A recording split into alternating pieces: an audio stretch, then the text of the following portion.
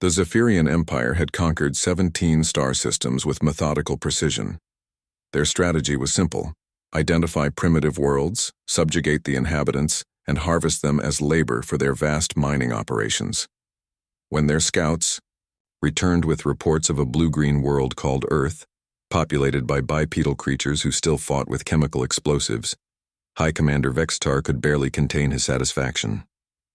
Humans, he mused, studying the holographic displays showing Earth's major population centers. They appear physically robust, show basic tool usage, and demonstrate pack cooperation. Perfect specimens for the lithium mines of Kepler 442b. The invasion fleet launched with a mere 1,000 ships, a token force by Zephyrian standards. After all, what resistance could a species that hadn't even achieved faster-than-light travel possibly mount? The first wave struck Earth's major cities simultaneously. Massive energy beams disabled power grids and communication networks within hours.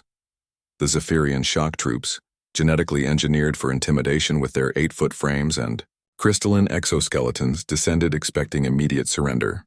What they found instead was humanity's greatest strength disguised as its apparent weakness: the refusal to accept defeat. In New York, construction worker Marcus Chen watched alien soldiers march through Times Square. While others fled, Marcus studied their movement patterns, noted the joints in their armor, and quietly began planning. Within 6 hours, he had assembled a resistance cell of electricians, mechanics, and subway workers who knew the city's underground like their own heartbeat.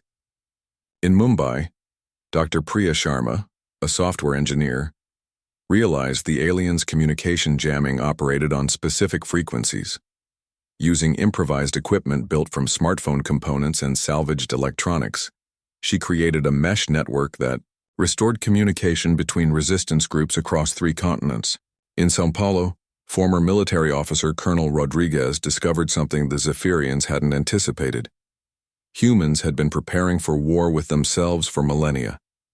Every military base, every weapons cache, every defensive position had been designed with the assumption that the enemy would be just as intelligent and resourceful as humanity itself. The aliens' first indication that something was wrong came when their occupation forces began disappearing. Commander Zethnal reported to High Command with growing confusion. The humans refused to submit to pacification protocols. When we destroy their command structures, new leaders emerge immediately. When we eliminate their weapons, they create new ones from debris. They appear to possess an inexplicable resistance to logical surrender. What the Zephyrians couldn't understand was that they had inadvertently triggered humanity's ultimate adaptation, the transformation from a divided species into a unified resistance. National borders dissolved overnight. Ancient enemies shared weapons and intelligence. Humanity's greatest military minds, from Russian strategists to Israeli tacticians to American special forces, pooled their knowledge into a single, terrifying purpose. The turning point came during the Battle of Geneva. The Zephyrians had established their primary command center in the ruins of the United Nations building, confident in their superior technology and the protective dome of energy surrounding their base. They hadn't accounted for human creativity. Sarah Mitchell, a former NASA engineer, had been studying captured Zephyrian technology for weeks.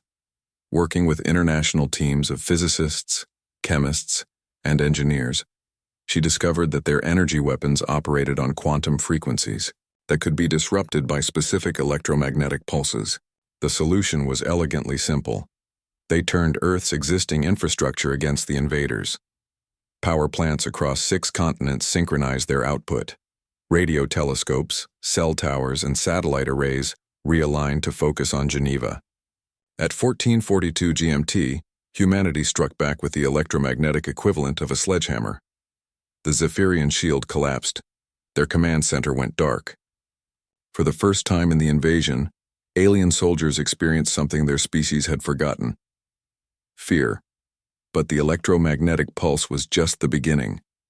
What followed was a demonstration of humanity's true nature, not the primitive savages the aliens expected, but a species that had earned its dominance through 10,000 years of constant warfare, innovation, and adaptation.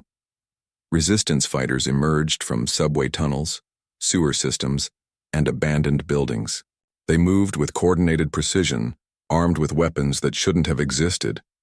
Zephyrian energy rifles modified with human engineering, alien armor welded to human frames, and improvised explosives that combined terrestrial chemistry with extraterrestrial technology. The aliens discovered that humans possessed something their advanced civilization had bred out of itself: the ability to thrive in chaos. Where Zephyrian soldiers required supply lines, command structures, and predictable battlefields, humans seemed to grow stronger in disorder. Within 72 hours, the remaining Zephyrian forces retreated to their ships. High Commander Vextar, his crystalline exoskeleton cracked from a human explosive device, transmitted a priority message to the Empire's capital. "Abort colonization protocol," he reported, his voice carrying undertones of something the Empire hadn't heard from their commanders in centuries: respect. "These are not suitable slaves. Recommend immediate reclassification to hostile species. These humans do not fight to survive. They survive to fight." As the alien fleet departed Earth's atmosphere, they left behind more than a failed invasion. They had inadvertently given humanity its greatest gift: unity of purpose and proof that they could stand against any threat the universe might offer. Dr. Sharma, watching the alien ships disappear into the starfield, turned to Marcus Chen and Colonel Rodriguez. The three had become unlikely friends during the Resistance, their different backgrounds dissolved by shared purpose. "They came looking for slaves," Marcus said, still gripping his improvised plasma rifle. "Instead," Rodriguez added, "they found out what happens when you threaten humanity's home." Priya smiled grimly as she activated the captured Zephyrian technology they would use to rebuild and to prepare for the next threat. "They wanted to chain us. They discovered we were already warriors. They just gave us a reason to remember it." The Zephyrian Empire would mark Earth's star system with warnings for future generations. A yellow dwarf star orbited by 9 planets, the third of which hosted a species too dangerous to approach. The beings called humans, the warnings would read, were not suitable for conquest. They were something far more terrifying: unconquerable. Earth had become humanity's fortress, and its people had remembered what they truly were: warriors, unchained.